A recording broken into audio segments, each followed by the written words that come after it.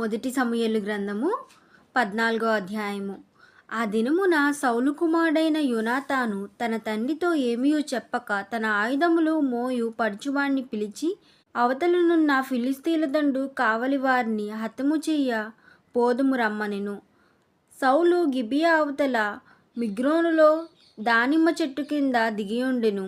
అతని యొద్దనున్న జనులు దాదాపు 600 మంది. షిలోహులో యెహోవాకు యాజకుడగు ఏలి యొక్క కుమారుడైన ఫినెహాసుకు పుట్టిన ఈకాబోదు యొక్క సహోదరుడైన అహీటూబునకు జననమైన అహీయా ఏఫోదు ధరించుకొని అక్కడుండెను. యోనాతాను వెళ్ళిన సంగతి జనులకు తెలియకుండెను. యోనాతాను ఫిలిస్తీయుల దండు కావలివారున్న స్థలమునకు పోజూచిన దారియగు కనుమల నడుమ యువతల ఒక సూదిగట్టు, అవతల ఒక సూదిగట్టు ఉండెను. వాటిలో ఒకదాని పేరు బొస్సేసు, రెండవ దాని పేరు సేనే. ఒకదాని కొమ్మ మిక్కాషు ఎదుట ఉత్తరపు వైపును, రెండవ దాని కొమ్మ గిబియా ఎదుట దక్షిణం వైపును ఉండెను. యోనాతాను, ఈ సున్నతి లేని వారి దండు కాపరులు మీదికి పోదుము రమ్ము, యెహోవా మన కార్యము సాగించునే, అనేకుల చేతనైనను కొద్దిమంది చేతనైనను రక్షించుటకు యెహోవాకు అడ్డమా అని తన ఆయుధములు మోయివారితో చెప్పగా, అతడు, నీ మనసులో ఉన్నదంతయు చెయ్యుము, పోదుము రమ్ము, నీ ఇష్టానుసారముగా నేను నీకు తోడుగా ఉన్నానని అతనితో చెప్పెను. అప్పుడు యోనాతాను, మనము వారి దగ్గరకు పోయి మనలను వారికి అగుపరుచుకొందుము, వారు మనలను చూచి మేము మీ యొద్దకు వచ్చి వరకు అక్కడే నిలువుడని చెప్పిన ఎడల వారి యొద్దకు పోయి మనమున్న చోట నిలుచుదుము. మా యొద్దకు రండి అని వారు చెప్పిన ఎడల యెహోవా వారిని మన చేతికి అప్పగించెనని దాని చేత గుర్తించి మనము పోదుమని చెప్పగా, వీరిద్దరూ తమను తాము ఫిలిస్తీయుల దండు కాపరులకు అగపరుచుకొనిరి. అప్పుడే ఫిలిస్తీయులు, చూడుడి, తాము దాగియుండిన గుహలో నుండి హెబ్రీయులు బయలుదేరి వచ్చుచున్నారని చెప్పుకొనెను. యోనాతాను అతని ఆయుధములు మోయువారిని పిలిచి, మేము మీకు ఒకటి చూపింతుము రండి అని చెప్పినప్పుడు, యోనాతాను, నా వెనుక రమ్ము, యెహోవా ఇశ్రాయేళ్ల చేతికి వారిని అప్పగించెనని తన ఆయుధములు మోయువానితో చెప్పి, అతడును అతని వెనుక అతని ఆయుధములు మోయువాడును తమ చేతులతోనూ కాళ్లతోనూ ప్రాకి ఎక్కిరి. ఫిలిస్తీయులు యోనాతాను దెబ్బకు పడగా అతని వెనుక వచ్చు అతని ఆయుధములు మోయువాడును వారిని చంపెను. యోనాతానును అతని ఆయుధములు మోయువాడును చేసిన మొదటి వధయందు దాదాపు 20 మంది పడిరి. ఒక దినమున ఒక కాడి ఎడ్లు దున్ను అరెకరము నేల పొడుగున అది జరిగెను. దండులోను పొలములోను జనులందరిలోను మహా భయకంపము కలిగెను. దండు కావలి వారు దోపుడుగాండును భీతి నొందిరి. నేల అదిరెను, వారి భయము దైవిక భయమని భావించిరి. దండువారు చెదిరిపోయి బొత్తిగా ఓడిపోవుట బెన్యామీనుల గిబియాలోనున్న సౌలు యొక్క వేగుల వారికి కనపడగా, సౌలు, మీరు లెక్కపెట్టి మన యొద్ద లేని వారెవరో చూడుడని తన యొద్దనున్న జనులతో చెప్పెను. వారు లెక్కించి యోనాతానును అతని ఆయుధములు మోయువాడును లేరని తెలుసుకొనిరి.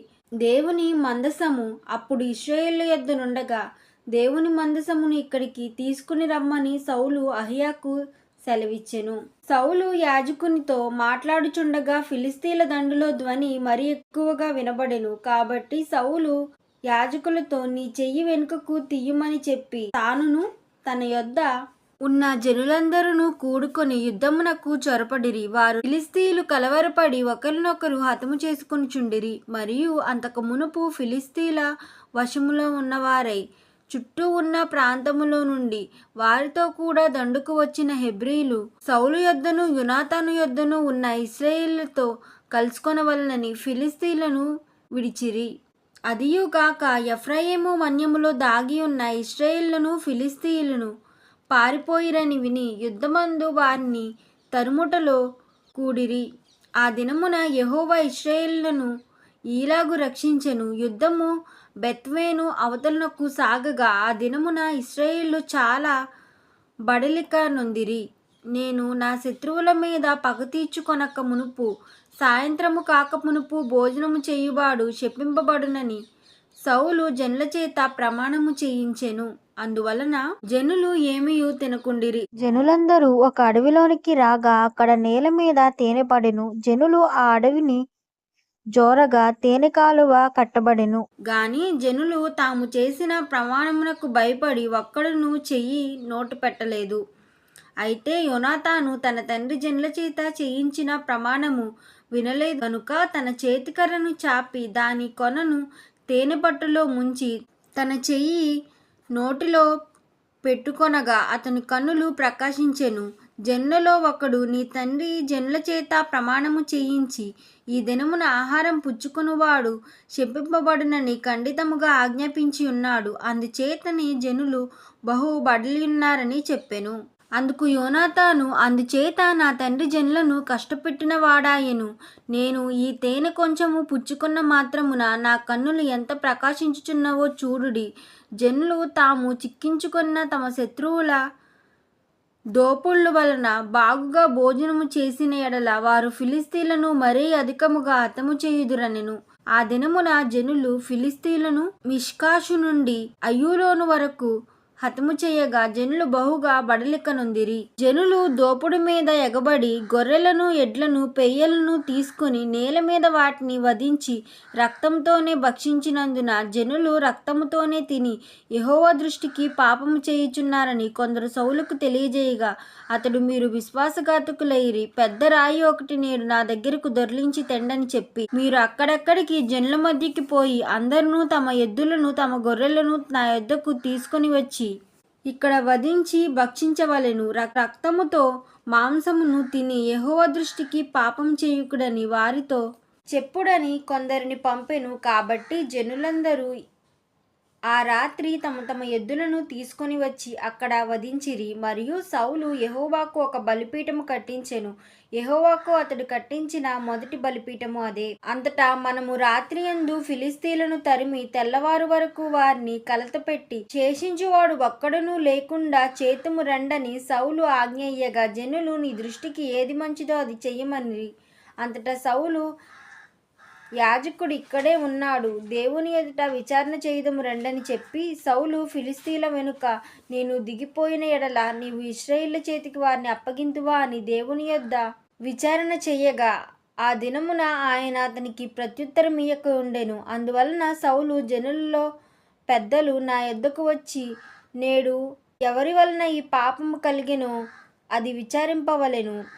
నా కుమారుడైన యోనాతాను వలన కలిగినను వాడు తప్పక మరణమవునని ఇశ్రాయేలును రక్షించు యెహోవా జీవంతోడని నేను ప్రమాణము చేయుచున్నానెను.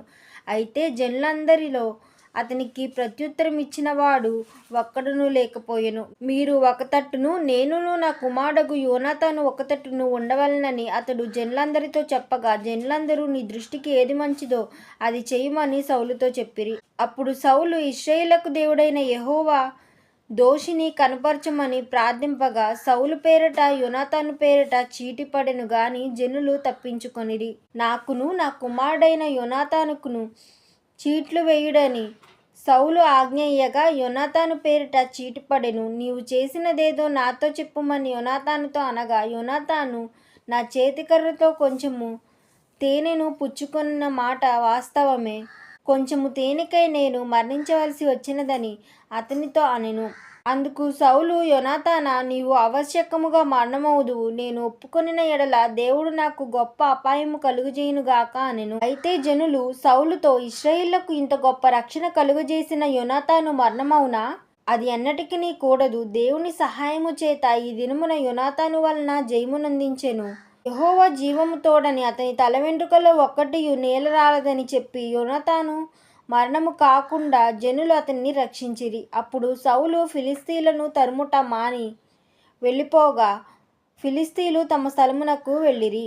ఈలాగున సౌలు ఇశ్రాయేలులను ఏలుటకు అధికారము పొందినవాడై నక్కముక్కల వారి శత్రువులైన మోయాబీలతోనూ అమ్మోనీయులతోనూ ఎదోమీయులతోనూ సోబా దేశపు రాజులతోనూ ఫిలిస్తీన్లతోనూ యుద్ధం చేసెను.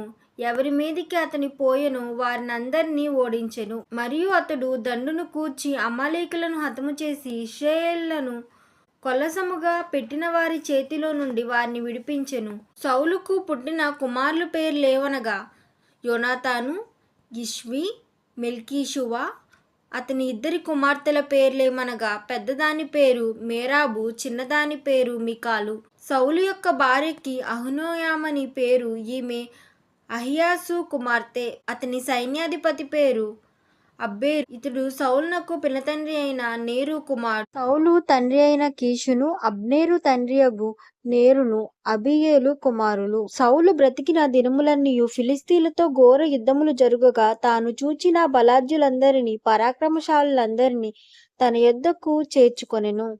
ఆమేన్.